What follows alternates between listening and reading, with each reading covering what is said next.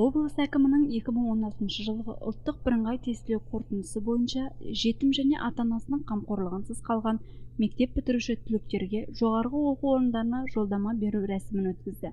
2015-2016 оқу жылында облыста 199 жетім және ата-анасының қамқорлығынсыз қалған балалар, олардың 28-і балалар үйінің түлектері 11 сыныпты бітірді. Олардың 84-і облыстағы жоғарғы оқу орындарына, 100-і колледждерге, 6-сы республиканың басқа өңіріндегі білім алуға, 9-і жұмыс істеуге ниет білдірді.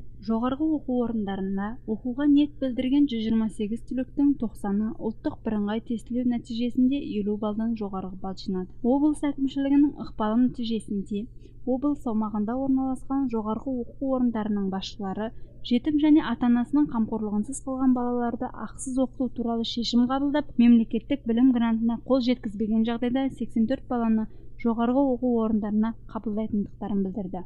Осыған орай 2016 жылғы 13 шілдеде облыс әкімінің орынбасары Сәдібеков Ласбек Сәдібекұлы 84 балаға жоғарғы оқу орындарында білім алу үшін облыс әкімдігінің жолдамасын беріп және игі бастамаға қолдау көрсеткен жоғарғы оқу орнының басшыларына облыс әкімінің алғыс хаттарымен марапаттады. Ата-ана қамқорлығынсыз қалған балаларды ақысыз оқытуға қаламыздағы 12 жоғарғы оқу орнының басшылары ниет білдірген болатын.